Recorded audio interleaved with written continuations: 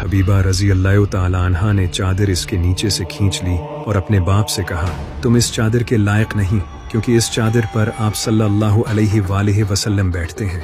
अबू सुफियान को पता चल चुका था कि मुसलमान अब सुलह हुदैबिया को ख़त्म करके इन पर हमला करेंगे, तो वो नाउमीद होकर वापस चला गया। इसके बाद आप सल्लल्लाहु अलैहि वसल्लम अपने लश्कर के साथ मक्का में एंटर हुए और मक्का को फतह कर लिया। और ये वो पॉइंट था जब इस्लाम पूरे अरब में एक पावर बन चुका था।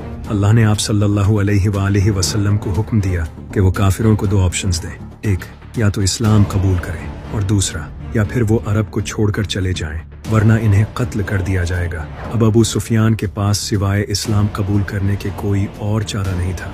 आप सल्लल्लाहु अलैहि वसल्लम ने अबू सुफियान से कहा, क्या तुम अभी भी इस्लाम कबूल नहीं करोगे? तो अबू सुफियान ने कहा, मेरे दिल में अभी भी शक है। लेकिन हजरत अब्बास रजी अल्लाह तआला अन्हु ने इनकी मिन्नत की और उन्होंने कलमा पढ़ लिया।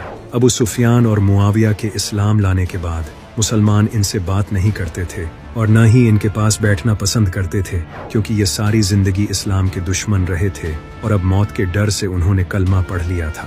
तो ये देखकर अबू सुफियान आप सल्लल्लाहु अलैहि वसल्लम के पास आया और उनसे कहा कि आप मेरे बेटे मुआविया को कातिबे वही रख लें ताकि लोग हमारी इज्जत करने लगें। तो आप सल्लल्लाहु अलैहि वसल्लम ने इन पर तरस खाकर मुआविया को कातिबे वही रख लिया। इसी से रिलेटेड एक इंसिडेंट है। एक दिन नबी सल्लल्लाहु अलैहि वसल्लम ने इब्ने अब्बास को मुआविया के पास भेजा और कहा, उसे बुला कर लाओ, मुझे उससे कुछ काम है। लेकिन मुआविया ने आगे से कहा, मैं खाना खा रहा हूँ। आपने फिर भेजा, फिर आगे से उसने यही कहा। आपने फिर भेजा और फिर भी मुआविया ने यही कहा। इस बात पर आप सल्लल्लाहु अलैहि वसल्लम को बहुत गुस्सा आया और फरमाया, अल्लाह करे इसका कभी पेट न भरे। फिर जब नबी सल्लल्लाहु अलैहि वसल्लम की वफात हुई तो हजरत अबू बकर रजी अल्लाह तआला अन्हु पहले खलीफा बने। अबू सुफियान ने मुसलमानों में फसाद डालने का ये बेहतरीन मौका देखा।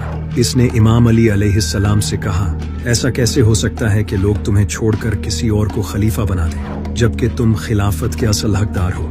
अगर तुम चाहो तो मैं पूरे मदीना को लश्कर से भर दूंगा और अबू बकर के खिलाफ जंग करूंगा। लेकिन सलाम हो मेरे सरदार, मेरे इमाम, मेरे रूहानी बाप, मेरे मुर्शिद इमाम अली अलैहिस्सलाम पर, जिन्होंने जवाब दिया, ऐ अबू सुफियान, तुम हमेशा से इस्लाम के दुश्मन रहे हो। तुम सिर्फ फितने पैदा करते हो, हकीकत को नहीं देखते। हमें इस्लाम में इतिहाद के लिए खामोश रहना चाहिए। यानी इमाम अली अलैहिस्सलाम ने उम्मत में इतिहाद कायम रखने के लिए कुर्बानी दी और खामोश रहे। लेकिन इस इंसिडेंट से ये क्लियर हो गया कि अबू सुफियान सिर्फ ताकत के लिए मुसलमानों को लड़वाना चाहता था, लेकिन उसकी ये चाल इमाम अली अलैहिस्सलाम पर नहीं चल सकी।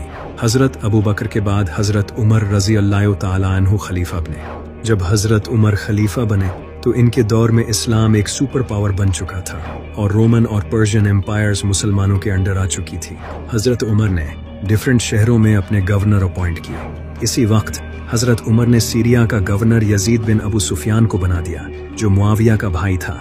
लेकिन 639 ईस्वी में जब ताउन की बीमारी फैली तो यजीद बिन अबू सुफियान की मौत हो गई। इसके बाद हजरत उमर ने मुआविया को सीरिया का गवर्नर अपॉइंट कर दिया, क्योंकि मुआविया बनु उमैया के कबीले से था, जिसके सीरिया में कई कबीलों के साथ रिलेशंस थे। मुआविया ने गवर्नर बनते ही अय्याशी की जिंदगी गुजारनी शुरू कर दी। जब हजरत उमर रजी अल्लाह तआला अन्हु को पता चला कि मुआविया महंगे कपड़े पहनता है तो उन्होंने इसे सख्ती से डांटा और कहा, एक मुसलमान हुक्मरान को ऐसे कपड़े कभी नहीं पहनने चाहिए। हजरत उमर रजी अल्लाह तआला अन्हु किसी भी गवर्नर को सिर्फ 4 साल तक पोस्ट पर रखते थे। इसके बाद उसे गवर्नर की पोस्ट से हटा दिया जाता था। मुआविया को ये बात पता थी और वो ये भी जानता था कि जब तक हजरत उमर जिंदा हैं वो अपनी मर्जी से हुकूमत नहीं कर सकता। फिर हजरत उमर रजी अल्लाह तआला अन्हु को शहीद कर दिया गया। लेकिन आखिर किसने शहीद किया? एक दिन हजरत उमर हजरत हुज़ैफा बिन यमान रजी अल्लाह तआला अन्हु के पास गए, जो कि आप सल्लल्लाहु अलैहि वसल्लम के राजदार थे। नबी सल्लल्लाहु अलैहि वसल्लम ने हजरत हुज़ैफा बिन यमान को फ्यूचर की सीक्रेट खबरें दी थी और मुनाफिकों के नाम बताए थे।